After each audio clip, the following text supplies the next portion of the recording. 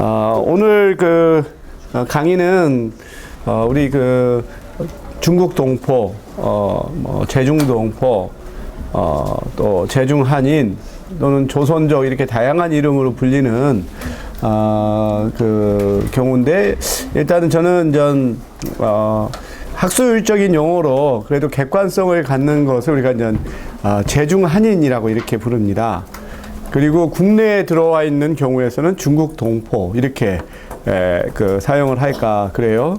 우리가 용어에 대해서도 여기서도 다시 언급을 하겠지만 좀 상당히 여러 가지 용어가 있고 그것에 대한 평가가 서로 다양하기 때문에 일단 용어를 한번 이따가 통일을 하도록 하고,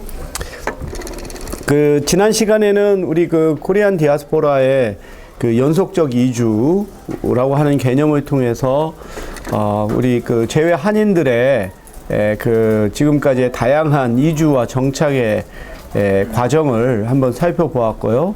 그로 인해서 나타난 하나의 주요한 결과로 동족 내에 어떤 다자적인 집단 관계가 형성이 되었다.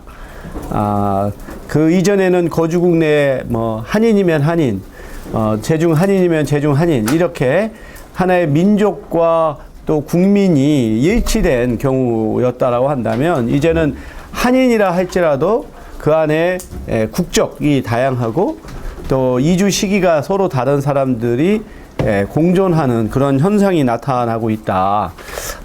그런 부분을 설명을 했습니다. 오늘부터는 좀 우리가 주요 국가별로 제외 한인들의 이주와 정착의 과정을 살펴볼까 하는데요.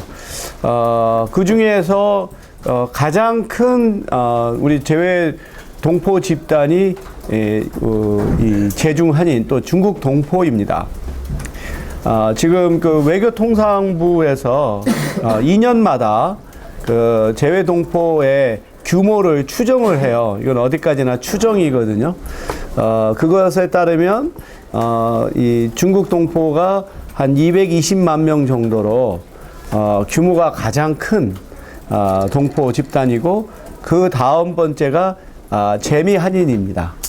그래서 그만큼 중국 동포의 수가 클 뿐만 아니라 또한 제외 동포와 우리 모국과에 있어서 이 교류 또는 접촉, 또 넓은 의미에 있어서의 어떤 상호작용이라고 할까 하는 것이 가장 활발한 집단이 우리가 중국 동포라고 할 수 있어요.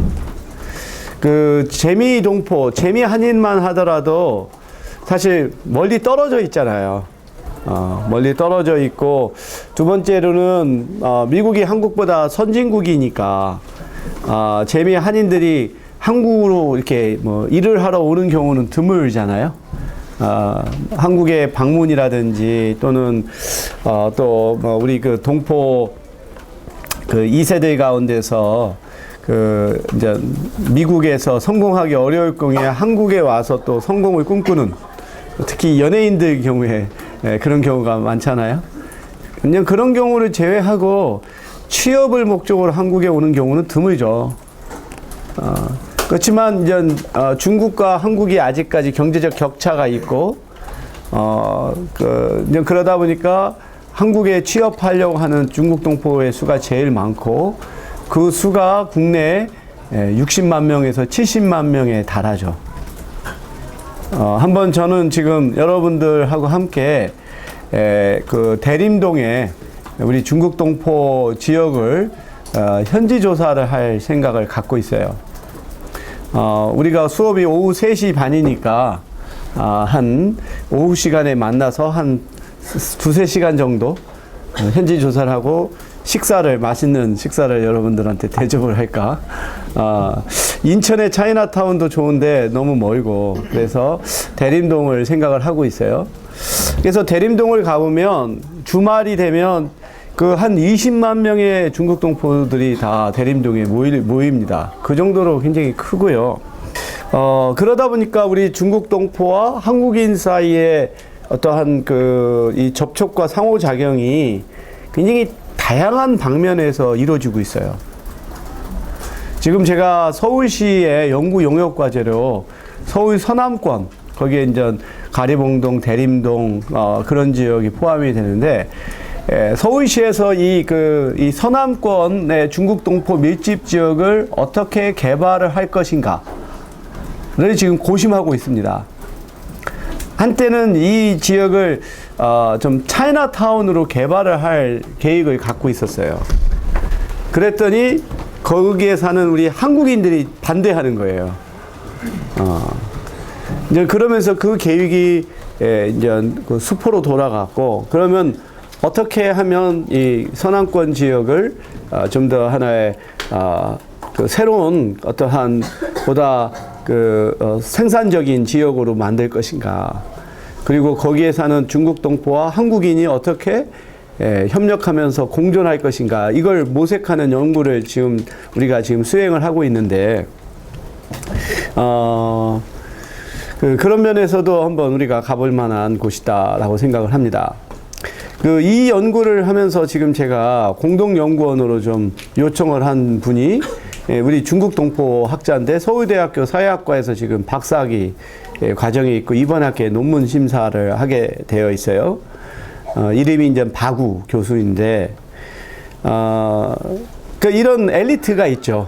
중국 동포로 여기 한국에서 박사하고 여기서 지금 전임 강사로 일을 하고 있는 엘리트들이 있는가 하면 대림동의 쪽방 같은 데서 이렇게 생활하면서 제조업 분야의 노동자로 일을 하는 사람이 있고, 특히 우리 조선족 아주머니들은 되게 이제 가사 노동자 또는 우리 음식점에서 서빙하는 분들이 상당수가 우리 중국 동포들이잖아요.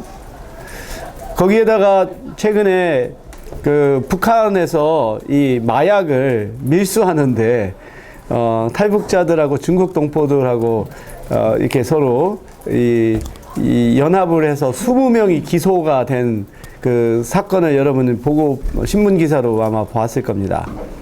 이게 봤더니 참 신기한 게 이 북한에서는 지금 마약이 상당히 일상화되어 있대요. 마치 중국의 아편 전쟁이 발발하기 전에 중국 인민들이 아편에 빠져 있던 것처럼 북한에서도 생활고나 또 질병이 생기면 치료할 것이 없으니까 마약을 통해서 일시적으로 그걸 치유하는, 그래서 어떤 결혼식 같은 데서 일종의 마치 뭐 사은품 내지 이런 방식으로 서로 거래가 된다고도 하고, 이번에 한국으로 밀수된 마약을 봤더니 나는 무슨 액정 유리인 줄 알았어요. 이 액정 스크린. 여러분 텔레비전 보도에서 봤죠? 이 마약을 아마 식용 녹말 같은 거에 녹였는지 요것이 얇은 판으로 돼서 마치 우리 스마트폰의 액정 스크린처럼 이렇게 만들었더라고요. 아마 그걸 다시 또 녹이면 마약 성분이 나오는 그런 식으로 아마 공항을 이렇게 미립국을 하는 방식인가 보더라고요.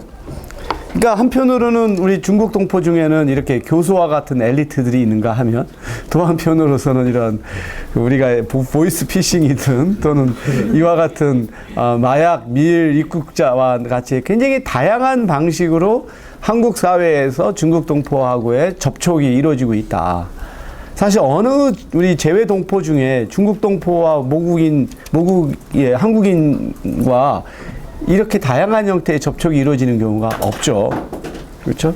그런 면에서 사실 중국 동포가 우리 한국 사회에 갖는 영향력은 어느 집단보다 크다고 볼 수가 있고, 그런 이유로 사실 국내에서도 중국 동포에 대한 연구가 가장 활발하게 이루어지고 있습니다. 그래서 우리가 이제 중국 동포와 관련해서 좀 다뤄야 할 이슈들이 이런 것들이 있어요. 첫 번째가 이제 호칭의 문제, 이들을 우리가 어떻게 부를 것이냐의 문제. 그리고 두 번째가 중국 동포의 집거지의 재구성.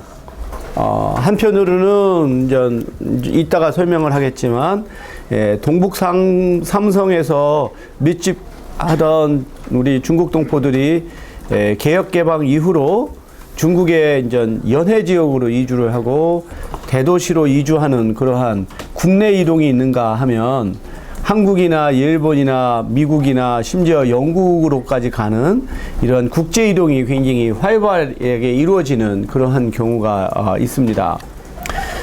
그래서 사실 중국 동포만큼 초국가주의를 실천하고 있는 또 동포 집단도 드물다라고도 볼 수 있어요.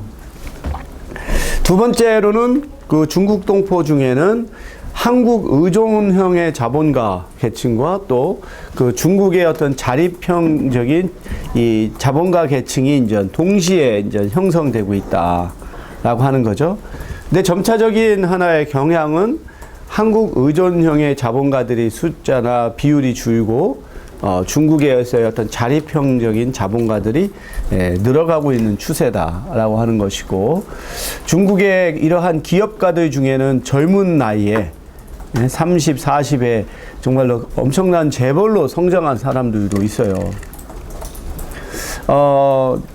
나도 어제 발견했는데 얘기를 들었더니 벌써 한 달 전부터 있었다고 하는데요. 우리 안암역에 보면 안암역 2번 출구, 거기에 2층에 중국 식품이라고 하는 마트가 생겼더라고요. 저는 그거 굉장히 깜짝 놀랐어요. 아예 그냥 한자로 써 있고, 이게 결국은 뭐 중국 동포보다는 국내에 있는 우리 한족 학생들, 중국인 학생들이 얼마나 많으면 그 지역이 임대료가 꽤 비쌀 텐데, 중국 마켓이라고 하는 것이 딱 등장한 것을 보며, 이게 정말로 새로운 하나의 단계에 우리가 진입했구나 하는 생각을 가졌는데, 그 주인이 누구일지 잘 모르지만 거의 90% 이상은 조선족일 가능성이 높아요. 우리 그 중국 동포 중에 영주권을 취득하고 또는 귀화한 사람들 가운데 이와 같이 자본가로 형성하는 사람들이 빠르게 늘고 있고, 그게 보면 미각이라고 써 있죠. 미각. 이 밑에 또 참사리길에 가면은 그 꼬치집, 양꼬치집이 또 미각이죠. 그 미각이라고 하는 이 양꼬치집이 엄청나게 빠른 속도로 성장하고 있어요.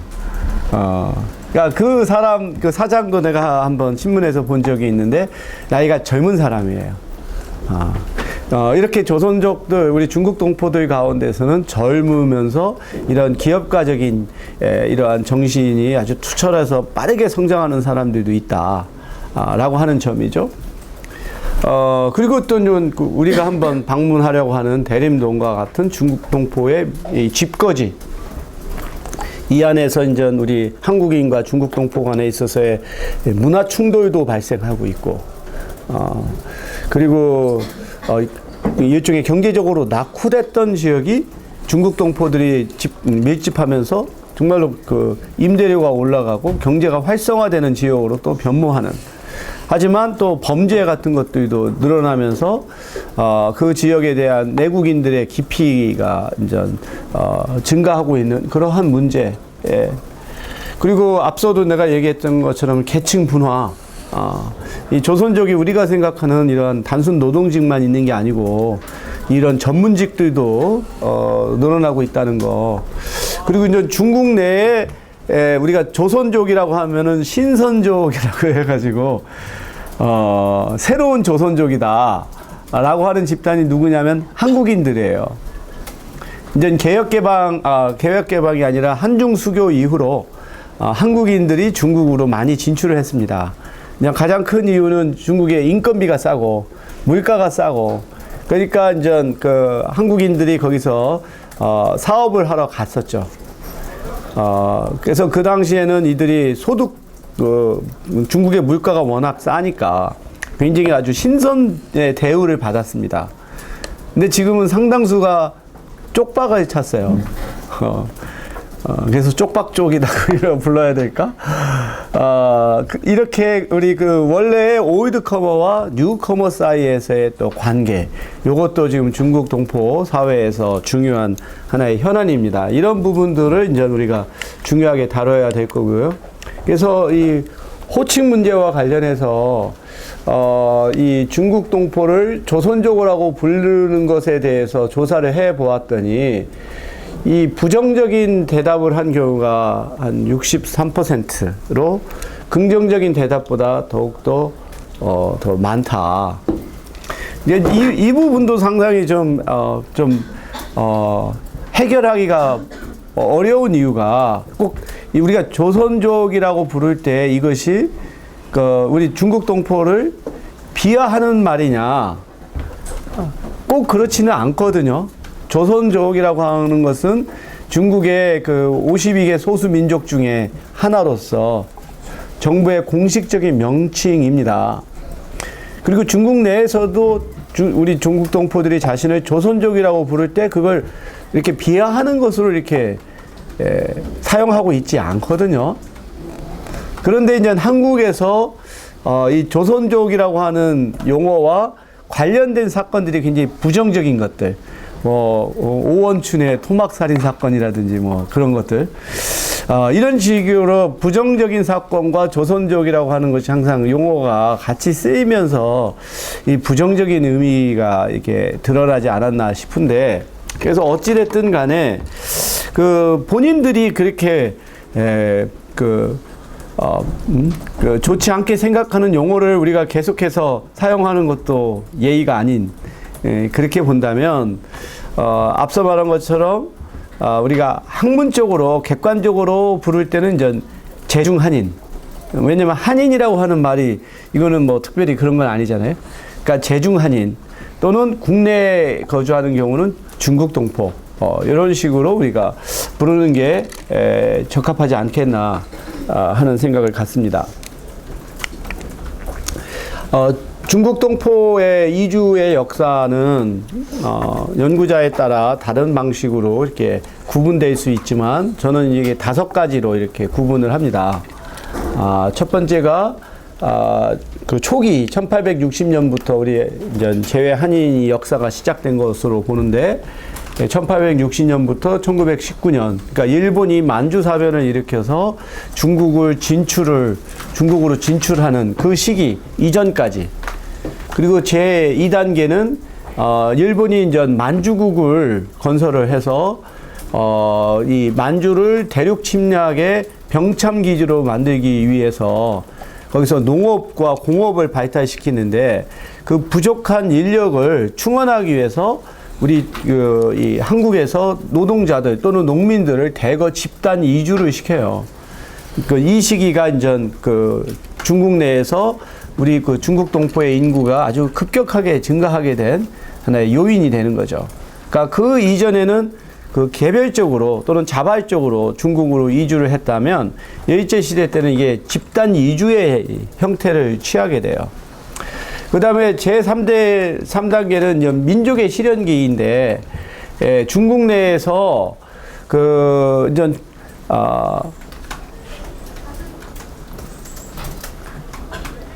중국이 이제 공산당에 의해서 이제 중화인민공화국이 이제 건립이 되고 나서 이제 모 대통령이 여러 가지의 경제 또는 정치적 개혁을 합니다.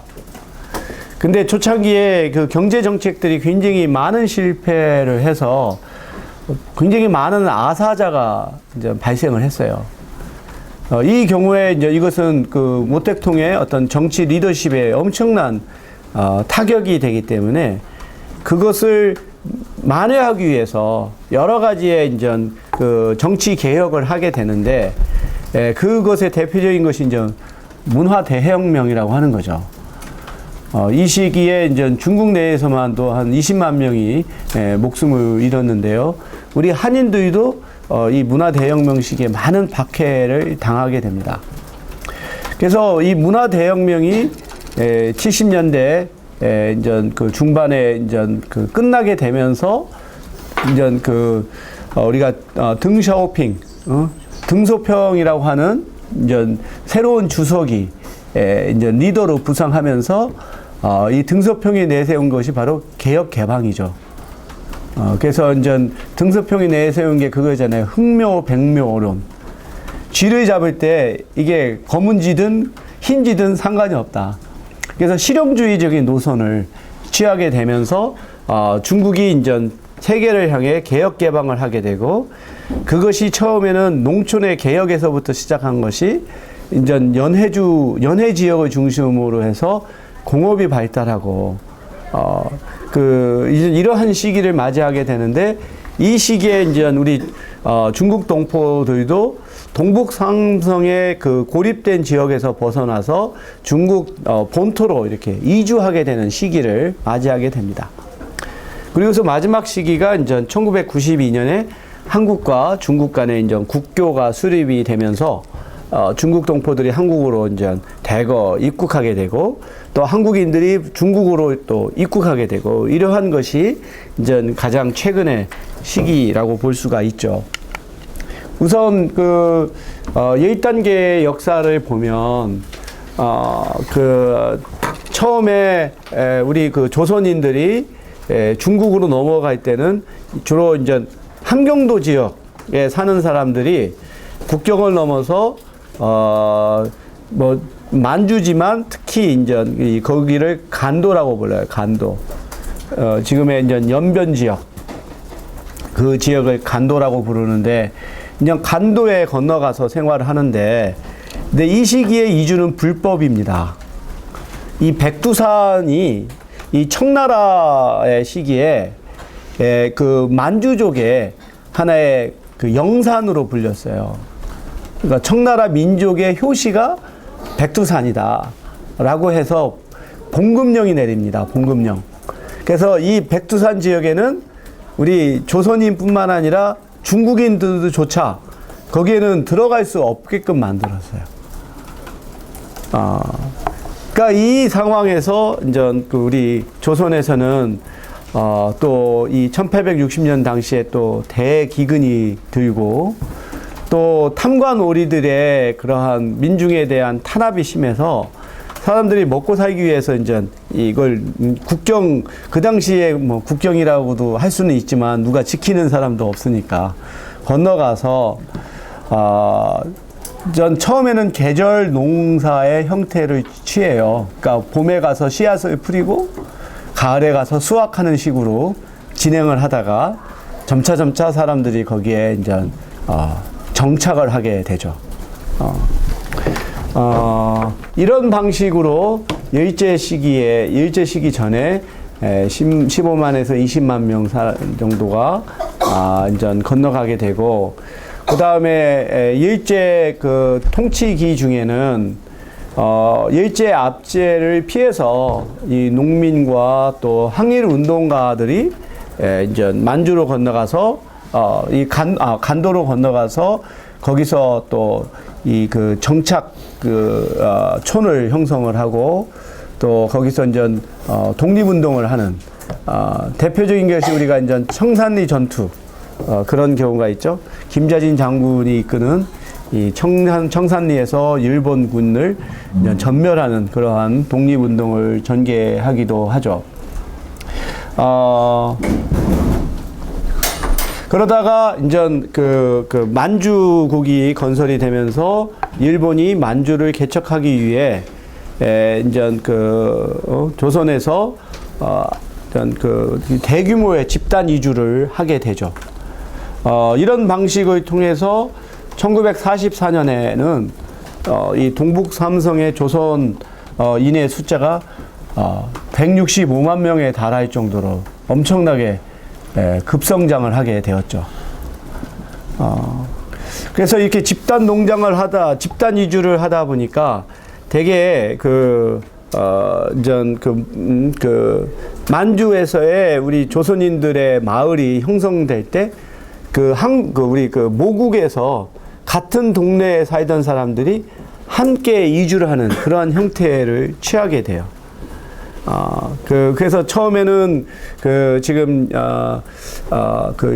연변을 끼고 있는 윤영성, 그 다음에는 길림성, 그 다음에 마지막으로는 흑룡강성으로 우리 조선인들이 이주가 계속 확장이 되게 되고, 그러다 보면은 그들이 사용하는 언어나 사투리도 서로 다른. 그래서 이 삼성에 살고 있는 우리 그 중국 동포들 간에는 어떤 일종의 어떤 거리감과 함께 또 편견이 서로 작동한다고 합니다. 그래서 맨 나중후에 이주한 사람들이 흑룡강성의 사람들인데, 그들의 입장에서 보면 미리 와서 정착했던 사람들이 이제 텃세를 부린다라고 하는 그런 생각을 갖고 있고, 그래서 국내에 들어온 우리 중국 동포들 가운데도 같은 중국 동포지만 그들이 출신 지역이 어디냐에 따라 서로 이렇게 모이는 것이 이렇게 달라지는 그런 행태를 취하고 있습니다. 그리고 이제 두 번째 단계는 이제 해방이 되고 나서 한반도로 대거 또 우리 이 조선인들이 이주를 하게 되죠. 그래서 한 100만여 명 정도가 한반도로 복귀를 하게 돼서 중국에 남은 우리 조선족은 한 110만 명 정도로 이렇게 숫자가 줄어들게 되죠. 그리고 1949년에 그 중국 공산당이 이제 정권을 잡고 중화인민공화국을 건설을 하면서 중국 동포들은 중화인민공화국의 국민으로서 법적지위를 부여받게 돼요. 그 이전까지는 어떠한 하나의 그 국민이라든가 공민이라고 하는 그러한 법적지위가 없었기 때문에 가장 힘들었던 것이 토지를 소유할 수가 없었어요. 우리 중국에 있는 우리 중국 동포들은 농업에 주로 종사를 했는데 농사를 지을 수 있는 토지가 없으니까 결국은 한족의 그런 지주에게 하나의 그 세를 지고 그런 세장농으로서 생업을 이을 수밖에 없었고, 그러다 보니까 정말 그 궁핍에서 벗어나기 어려웠었죠. 그래서 중국 동포들의 가장 최대의 염원은 이 토지를 소유하는 거였어요.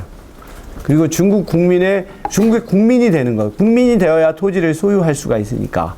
이것이 우리 중국 동포의 가장 큰 염원이었고, 그것이 공산당을 지지하게 되는 가장 결정적인 이유입니다. 여러분도 알다시피 중국에서 이제 내전이 발생하잖아요.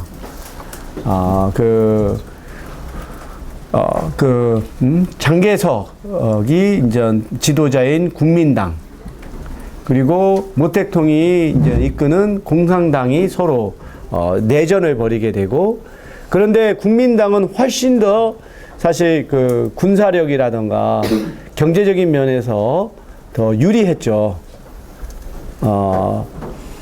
반면 중국 공산당이라고 하는 것은 정말로 보잘것없는 그런 군사력을 갖고 있었음에도 불구하고 그 국민당을 이길 수 있었던 가장 결정적인 이유는 농민과 소수민족의 지지를 받았기 때문에 그래요.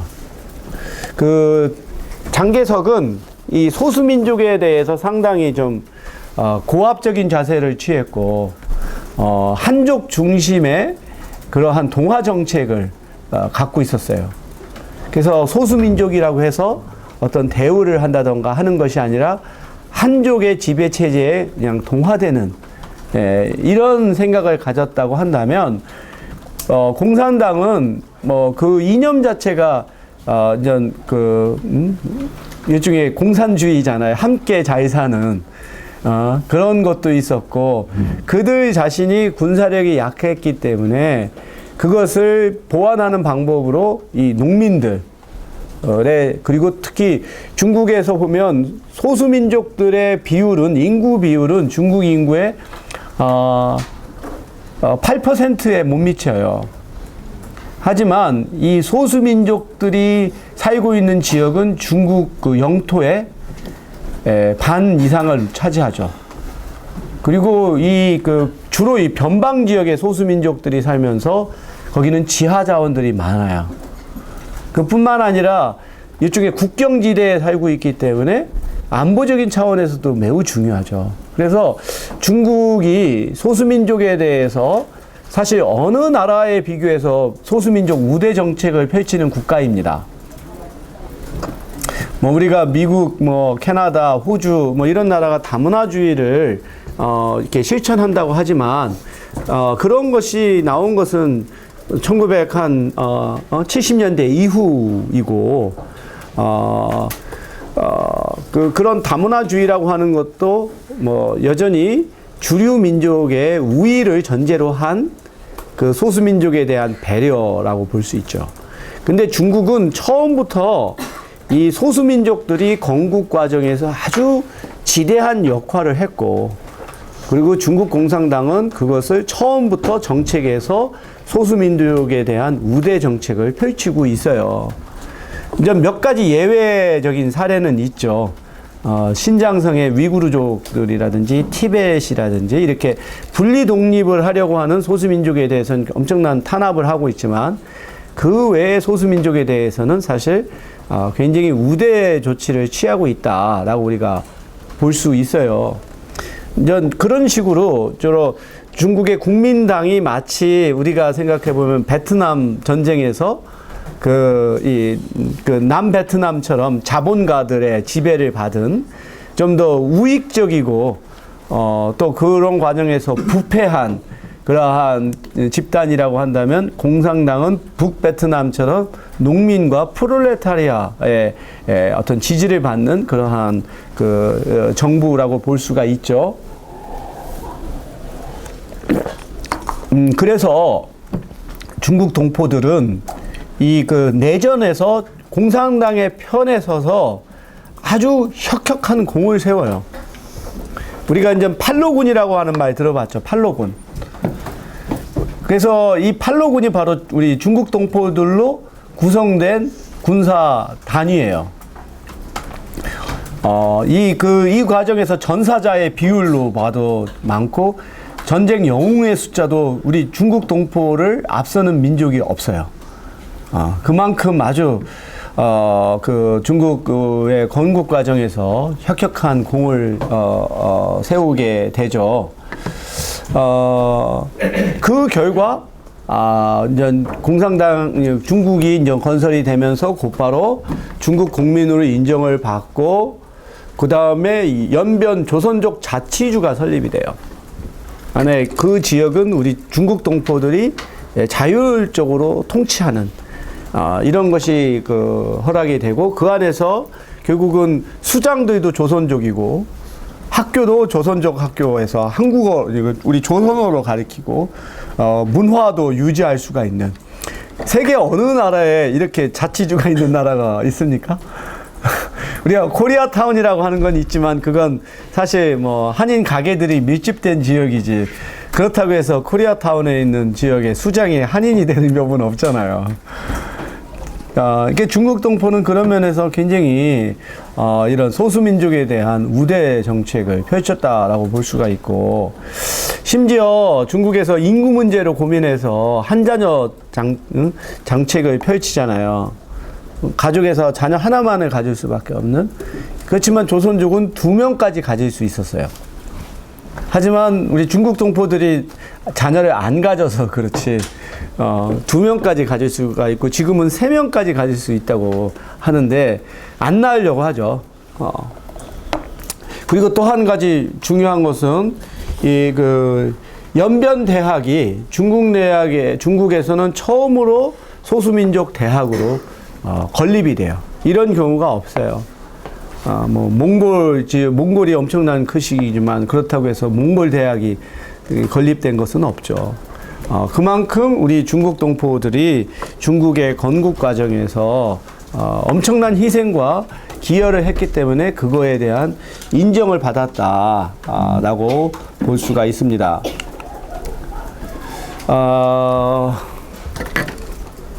이쯤에서 우리 중국 동포들의 또 그 상황을 또 살펴보면,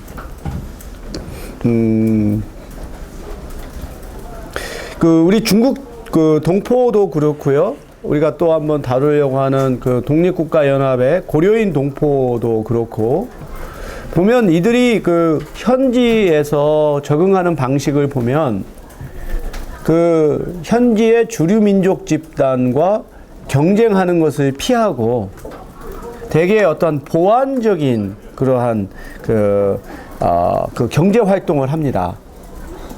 만약에 우리 중국 동포든 고려인 동포가 거기 주류 민족 집단과 직접적으로 경쟁하는 그러한 일을 했다라면 아마 살아남을 수가 없었겠죠. 근데 우리 그 두 동포는 아주 현명하게 어떤 그 상호 보완적인 그러한 일에 종사함으로써 환대를 받게 돼요. 중국의 경우에서는 그게 뭐냐면 쌀 농사예요, 쌀 농사. 원래 쌀이라고 하는 것은 그 좀 덥고 습기가 많은 지역에서 자라는 그 작물이죠. 한번 내가 쌀에 대해서 한번 얘기를 했었죠. 이 쌀은 어떠한 작물 중에서 단위 면적당 수확량이 제일 높은 작물이에요. 그리고 쌀은 그 영양분이 굉장히 아주 농축된 작물입니다. 그래서 어떤 사람은 쌀만 먹어도 산다 뭐 이렇게 얘기를 하는데 그럴 수는 없겠죠. 단백질도 섭취를 해야 되겠지만 그런데 우리가 남미, 중남미 지역이 하나의 그 이런 고도의 문명을 이루지 못한 그 사례 한번 내가 설명했나요? 그 제라드 다이아몬드의 Guns, Germs and Steel 이라고 하는 그런 책이 있어요. 우리말로 하면 총, 그 다음에 질병, 그 다음에 철. 이 제라드 다이아몬드가 UCLA의 생의학자인데 원래 이 사람은 전공이 뭐냐면 이 새 연구예요. 새. 예, 이제 특히 이제 폴리네시아 같은 지역에서 이 그 새의 일종의 진화 과정 같은 것들을 연구했던 사람인데 이 사람이 이제 30년이라고 하는 연구 기간을 거쳐서 왜 서구는 지금과 같은 고도의 하나의 근대 문명을 만드는 반면 아프리카라든가 남미라든가 또는 이러한 그 오세아니아 지역에서는 그와 같은 문명을 만들지 못했는가에 대한 연구를 30년 동안 해서 그거에 대한 최종적인 설명이 결국은 서구는 총과 질병과 철을 가졌기 때문이다 라고 하는 설명입니다. 그런데 이와 같이 총과 질병과 철을 갖기 위해서는 그 인구의 집중이 필요해요. 이제 인구가 늘어날 뿐만 아니라 많은 수의 인구를 먹여 살릴 수 있는 경제 기반이 있어야 그게 가능해요. 근데 그런 것이 대표적인 곳이 바로 아시아와 유럽이죠. 아시아와 유럽에서는 단위 면적당 수확량이 높은 작물을 생산할 수가 있었어요. 그게 쌀과 밀이죠. 그리고 단백질을 공급할 수 있는 가축을 사육할 수가 있었어요. 그러면서 가축을 기르면서 사람들이 단백질을 섭취를 하고 체력이 강해지고 그러면서 이제 그 경제 활동을 더 활발하게 하게 되죠. 근데 인간이 가축을 기르게 되면서 나타난 현상은 의도하지 않은 것이 뭐냐면 가축이 안고 있는 질병을 인간도 앓게 되는 거예요. 그래서 그 많은 또 질병도 발생해서 사람이 죽었지만 그래서 이 아시아와 유럽에 사는 사람들은 그러한 질병에 대한 저항력이 생긴 거예요. 근데 이런 사람들이 우리가 항해의 시대에 16세기에 남미로 갔을 때 남미 사람을 죽인 것은 스페인의 이 전사들이 아니라 오히려 질병이었거든요. 스몰팍스라고 하는 질병에 속수무책으로 이 남미 사람들이 죽게 된 거죠. 근데 이와 같은 이러한 단위 면적당 수확력이 높은 작물을 생산하고 그 다음에 가축을 기를 수 있었던 근본적인 것은 바로 지리라고 하는 거죠. 지오그래피. 지리. 그 시기가 우리의 어떤 보면, 이걸 보면, 그게 이렇게 위도가 되죠. 위도. 그 위도에서 바로 그런 것이 가능하고, 그 다음에 또 한 가지 흥미로운 주장은 이 문명이 수평적인 이동을 할 경우에 바로 문명과 어떤 문명의 확산이 일어나게 되고, 문명의 확산이라고 하는 것이 서로 문화와 문화 간의 교류를 가져와서 그 과정에서 더욱더 문화가 발전한다는 설명이죠. 아시아는 바로 그렇잖아요. 아시아에서 유럽으로가 같은 위도이기 때문에 뭐 우리가 실크로드라고 하는 것도 이게 수평적인 이동이거든요. 근데 남미의 경우를 보면 남미나 아프리카의 경우에서는 이게 위에서부터 밑으로 내려가는 거예요.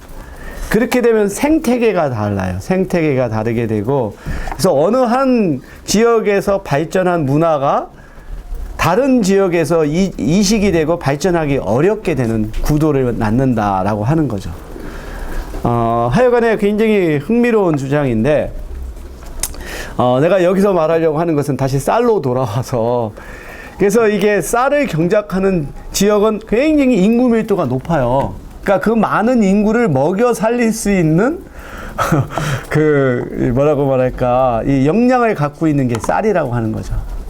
그래서 쌀은 원래 우리가 알기로는 베트남이라던가 필리핀 그러한 지역에서 경작이 되었다가 이것이 이제 우리나라에도 전래가 되고, 그래서 전체적으로 우리나라에서도 쌀을 기를 수 있는 것이 뭐 되게 이남 지역이었죠. 이남 지역. 그런데 이것을 그 한반도를 넘어서 중국 연변 지역에 간도 지역에서 쌀을 경작한 것이 바로 조선족이에요. 그리고 또 우리 고려인들은 이 연해주 지역에서 또 쌀을 경작을 합니다. 그래서 이들이 또 37년에 강제 이주를 당해서 중앙아시아로 이주를 할 때 다시 쌀을 이식을 해서 거기서 쌀 농사를 하죠. 근데 그 이전 지역에서는 사람들은 그 쌀을 기르지 않고 유목민족이었기 때문에 우리 중국 동포들은 그 현지 있는 사람들한테 귀한 음식을 제공하는 거죠. 그러니까 경쟁이 안 일어나는 거예요. 그리고 이것이 단위 면적당 수확량이 높으니까 소득이 높죠. 소득이 높으니까 교육 수준이라든가 문화생활 수준이 굉장히 높아요. 그래서 중국 공산당 시기에 우리 중국 동포들은 가장 모범적인 소수 민족이었어요. 그래서 연변 축구단은 그 당시에 중국에서 가장 막강한 축구단이었어요. 그러니까 경제력이 있으니까 축구 선수들을 양성할 수가 있고 그러한 경제력을 갖고 있을 수가 있었었죠.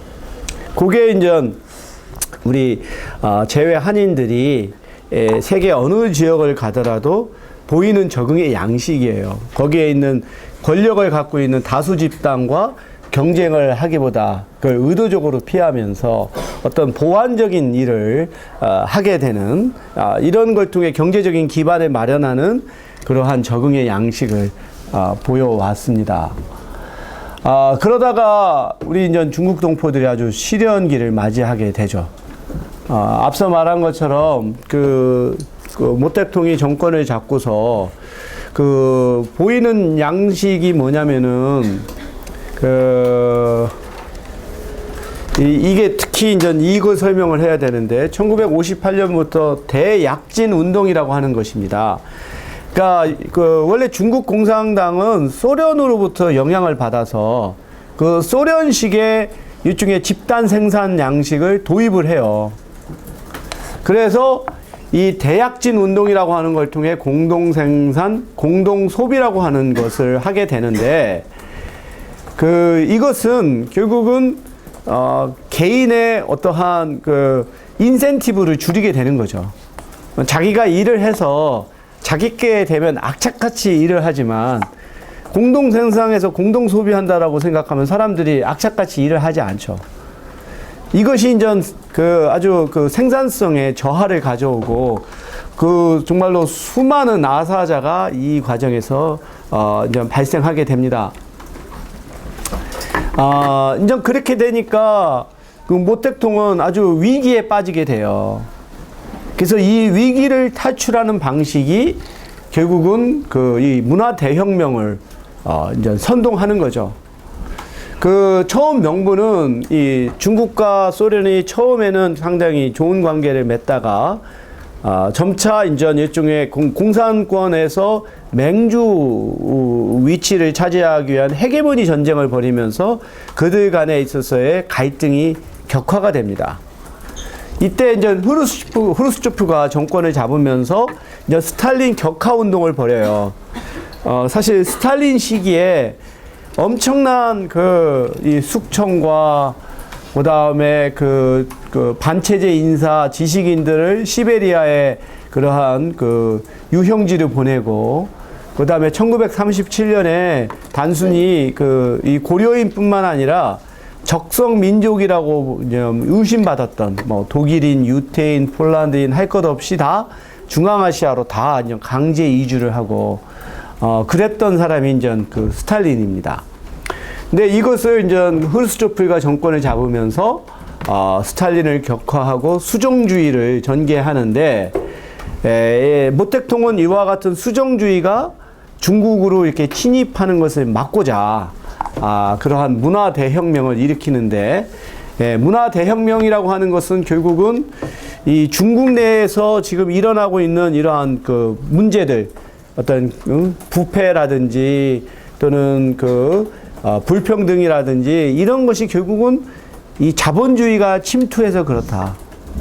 그리고 자본주의의 사상에 물든 이러한 그러한 사람들, 그런 사람들을 뭐라고 불렀습니까? 한편으로는 이름을 뭐라고 부르지?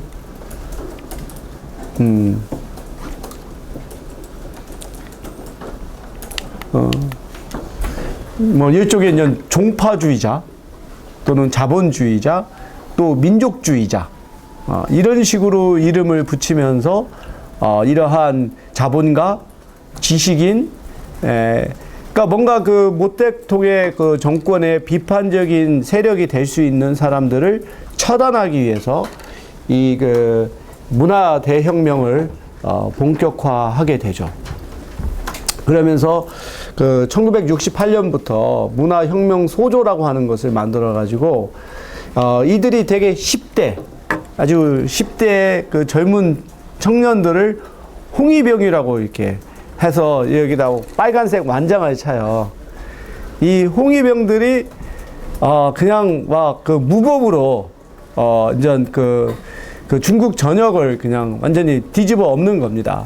이 홍위병들이 좀 상인이라든지 또는 그 지식인이들 다 끌어내려서 머리를 삭발하고 그 다음에 그 책을 불태우고 상점을 부수고 거기다가 우리 그 조선족과 우리 중국 동포들의 경우에서는 일종의 반봉건주의 민족주의자. 그러니까 중국은 하나의 공산당의 사상에 모든 민족이 다 그걸 버리고 공산당의 하나의 사상으로 일치해야 되는데 이런 소수민족들은 그걸 따르지 않고 민족주의의 어떤 분리주의를 따른다라고 하는 명분으로 이들을 납치하고 린치를 가하고 폭행을 가하게 되는 거죠.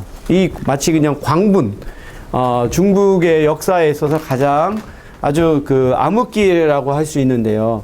그러한 키워드로 마오는 자본주의 오염을 막기 마오는 한번 컬처럴 레볼루션이라고 하는 키워드로 한번 검색을 해보면 또 굉장히 흥미로운 걸 볼 수 있어요. 그래서 우리 한국에서도 종종 홍위병이라고 하는 용어를 많이 쓰죠. 이런 식으로 이제 어떤 정치의 어떤 앞잡이로 우리가 사용할 때 지금 한국에서는 좀 굉장히 나이가 많은 분들이 이런 홍위병 역할을 하고 있다고도 볼 수가 있는데 그 어버이 연합. 오늘 또 신문 보니 또 다른 것이 있던데 그거에 좀 대항한 단체로 뭐 후레자식 연합이라고 하는 것도 있더라고요. 참 어떻게 전개가 되는지 참으로 흥미로운데 지금 어버이 연합이 하는 게 바로 어느 한 정당이나 정부의 어떤 선전 도구로 이게 마치 그 친위대 역할을 한다고 하면 이 당시에는 10대가 그런 역할을 했다고 볼 수가 있고, 근데 지금 가만히 또 생각을 해보면 이때가 1966년이잖아요. 그러니까 지금으로부터 50년 전이죠. 그걸 우리가 중국의 한번 인구학적인 변화와 연관을 시켜보면 이 홍위병들이 10대로 구성된 것이 그다지 생소한 건 아니다. 왜냐하면 그 66년 당시에 중국의 평균 수명을 따지면 아마 한 45세 정도였을 거예요. 그러니까 청년들이 인구의 상당수를 차지할 수가 있는 거죠. 지금 만약에 한다면은 연령이 어떻게 되겠어요? 한 30대 넘겠죠. 그런 식으로 나는 아까 정말 홍위병들이 이렇게 해뜬의 10대를 구성한 거 보면서 그 당시에 어떤 인구학적 특성을 생각해 보면 충분히 그럴 수도 있겠구나 하는 생각을 하게 됐는데, 그래서 이 문화 대혁명 당시에 아까도 말했다시피 수백만 명이 고문을 당하고 40만 명이 목숨을 잃었다고 했죠. 그 중에는 지주도 있고 교수도 있고 이러한 지식인들이 있었지만 또 이 소수민족들이 또 탄압을 받고, 이 과정에서 조선어 학교가 이제 거기서는 조선어를 못 쓰고 한족어만을 써야 되기도 하고, 또 이제 불상에 대한 파괴도 나오죠. 그래서 이 중국인들은 무교인들이 많아요. 종교는 아편과 같다라고 해서 이 종교는 이 공산주의 세계에서 굉장히 이제 금지시되죠. 이거는 반혁명적인 거라고 보는 거죠. 종교는 한편으로는 지배계급의 하나의 그 이데올로기를 뒷받침하는 측면도 있고, 또 한편으로서는 어떤 현세를 적극적으로 바꾸려고 하는 의지를 약화시킨다라고 보는 거죠. 우리가 내세관이 있으면 굳이 뭐 현세가 안 좋더라도 참는다고 하는, 그렇지만 사회주의 혁명이라고 하는 것은 이 현세를 바꾸자는 거잖아요. 노동자의 천국으로 만들려고 하는 그런 입장에서 보니까 종교는 굉장히 반혁명적인 거죠. 그래서 이 문화대혁명 때 불교 사찰들이 많이 부스타지기도 하고 탄압을 받았어요. 근데 참 아이러니하게도 최근에 중국 정부가 불교에 대해서 상당히 관대한 정책을 펼치는 것으로 보고가 되고 있습니다. 이제 이것은 뭐냐? 지금 알다시피 중국 경제가 굉장히 침체의 길에 들어섰죠. 그리고 지난주에 우리가 국제학술 대회를 개최를 해서 중국의 우리 동포학자도 초청을 해서 발표도 듣고 또 사적인 자리에서 앞으로 중국의 경제가 회복이 될 건가, 중국이 다시 재부상할 것인가에 대해서 좀 전문가의 의견을 들었는데, 그의 대답은 상당히 부정적인 대답이에요. 중국 경제가 이렇게 빠르게 부상하기는 어려울 거다. 가장 큰 이유는 지금까지 중국 경제를 이끌어왔던 주역은 국영기업이거든요. 그리고 은행들은 이러한 민간 기업에 대출하는 것을 꺼려왔어요. 그래서 국영기업이 정부의 전폭적인 지원을 받아서 이렇게 몸집을 키우면서 중국 경제의 규모가 확대되었는데, 지금 뭐가 문제냐면은 국영기업이 어떠한 상황 변화에 적극적으로 대응할 수 있는 적응력이 없다는 거죠. 그러니까 그 주경기업에 우리나라도 지금 보면 그 공기업 사장들이 낙하산 인사 얘기를 하잖아요. 거기서도 바로 국영기업의 사장들이 이러한 정치적인 인맥을 통해서 임명이 되고, 그들이 정말로 또 부정부패를 하고 이러한 공룡과 같은 뭐 돈 먹는 하마와 같은 이런 국영 기업이 이러한 그 급변하는 경제 환경에서 제대로 적응할 수 있겠느냐. 중국 경제가 다시 활력을 찾으려면 민간 기업이 성장해야 되는데 민간 기업이 성장하는 데는 여러 가지 제약이 있고, 이제 그렇게 보면 지금 중국 경제의 침체는 일시적인 현상이 아니다라고 볼 수 있죠.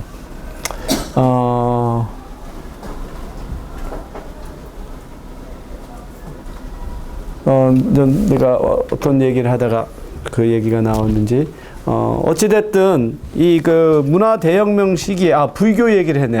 불교. 최근에 중국 정부가 불교에 대해서 이러한 허용적인 정책을 펼치는 이유가 중국 경제가 어려워지고 인민들의 삶이 각박해지면서 결국은 그들의 심리적인 이런 치유, 심리적인 안정을 가져오지 않으면 이건 정권 자체의 위험으로 파악하는 거죠.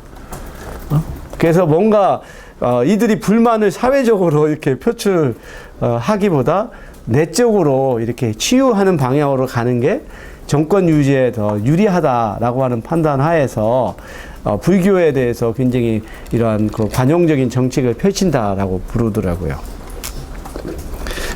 하여간에 이 시기에 우리 중국 동포들이 큰 탄압을 받았습니다. 그 구체적인 것들은 여기에 설명을 하고요. 그 대표적인 사람이 그 항일 전쟁과 해방 전쟁에서 그 가장 혁혁한 공을 세운 사람이 주덕해라고 하는 사람이고, 이 사람이 연변자치주의 이제 주장으로서 우리 중국 동포에서는 가장 어떤 존경받는 이런 지도자였지만, 이게 이 사람이 결국은 숙청을 당하죠. 이러한 그 상황들이 이 문화 대혁명 시기에 발생을 했습니다. 여기서 이제 우리 중국 동포들은 자신들이 소수민족이라고 하는 사실을 뼈아프게 절감을 해요. 조금이라도 뭔가 밉보였다가는 정말로 완전히 민족 자체가 없어질 수도 있다라고 하는 그런 그 위기감을 깨닫게 되면서, 그 이후로 우리 중국 동포들의 생존의 전략은 중앙정부의 지시에 철저하게 순응하는 그런 방식으로 이제 바뀌게 돼요. 그래서 모택동 말기에 진행된 정치 운동에도 우리 조선족이 가장 앞장을 섰고, 그 다음에 대약진 운동 당시에 경제가 파탄이 돼도 우리 한인들은 가장 모범적인 부락을 건설하는, 심지어 산하 제한 정책에도 너무나도 열심히 참여하는 바람에 출산율이 중국의 어느 소수민족보다 낮은 이러한 상황에 우리가 빠지게 됐다라고 하는 것도 결국은 소수민족으로서의 심리적 불안감, 이런 것이 일종의 과잉층 충성으로 이렇게 나타난 그런 것이다라고 볼 수가 있죠. 그래서 이런 문화 대혁명이 남긴 상처는 사실 굉장히 크죠. 저는 개인적으로 뭐 내가 문화 대혁명의 어떤 그 고통을 받은 게 아니고, 제가 이제 그 85년에 유학을 갔는데, 제가 처음 유학을 가서 저랑 스터디 그룹을 같이 구성을 해서 공부했던 5명의 학생들이 있어요. 3명이 백인이었고, 한 사람이 한인이고, 한 사람이 중국인입니다. 그 중국인 여성인데, 이름이 린싱하오라고 해서 지금 존스 홉킨슨 대학교의 그 교수예요. 네, 이분은 나이가 많아요. 처음부터 아줌마였고, 그 다음에 애도 있었고, 남편도 중국에 있었어요. 근데 결국은 이혼을 하고 나중에 애를 데려와서, 그러니까 그 85년 당시에 이미 나이가 한 30대 중반이었던 것 같아요. 저는 나이가 그때 25, 24 정도였는데, 근데 정말로 악착같이 공부합니다. 정말 중국 학생들 공부하는 거 보면, 정말로. 근데 그런 것이 어디서 나오냐. 바로 이 린싱하오는 자기 아버지가 문화대혁명 때 교수였기 때문에 시골에 있는 집단 농장에서 노동 개조 운동을 해야 됐어요. 그래서 이 지식인들을 그 공산당이 시골로 보내서 집단 농장에서 일을 하면서 육체 노동을 해서 너희들은 농민의 삶을 너희들이 체험해야 한다. 라고 이렇게 하는 거예요. 그래서 당시에 모든 지식인들이 다 시골로 내려갔고 북경대학은 문화대혁명 당시까지 이것은 개교를 안 했어요. 폐쇄가 됐어요. 뭔가 좀 그 당시에 인텔렉추얼이라고 하는 것은 다 이러한 이 공격의 대상이었어요. 그래서 이 린싱하우는 자기 아버지를 따라 어렸을 때 시골에서 학교 교육도 못 받았죠. 근데 머리가 총명하니까 이 암산을 잘했어요.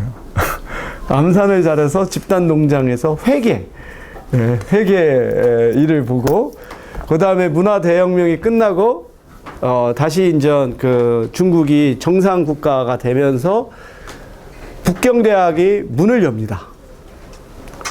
그러면 여지껏 학생을 못 뽑다가 처음으로 뽑으니까 경쟁률이 어떻겠어요? 경쟁률이 뭐 수천 대 1이겠죠. 그걸 뚫고 합격을 해서 그 북경대학에서 공부를 하고 다시 미국으로 유학을 온 세대예요. 그러니까 이게 참 지금 여러분들 가운데서도 유학을 계획하는 사람이 있을 텐데 지금 갈수록 어려워요. 그 이유 중에 하나가 바로 중국 유학생들 때문에 그래요. 이 중국은 지금 13억 명 중에 선발돼서 온 유학생이고 우리나라는 5천만 명이 안 되는 가운데서 되는 것이고 그리고 중국은 지금은 상황이 많이 달라졌지만 다시 돌아갈 곳이 없는 지금은 많이 그래도 중국이 발달해서 유학생들이 돌아가지만 80년대 중반에 중국 유학생들은 유학 올 때 이미 돌아갈 다리가 없는 사람들이죠. 이러한 사람들이 공부에 몰입하는 것은 어떨까? 이게 굉장히 다르죠. 하여간 그래서 나는 문화 대혁명을 경험했던 사람과 함께 공부하면서 그분의 얘기를 듣게 됐고 그 사람들의 멘탈리티에 대해서도 이제 알게 된 그 계기가 있습니다. 그러면 오늘 수업은 여기까지 하고 다음에 그 개혁개방 이후로 살펴보도록 하겠습니다.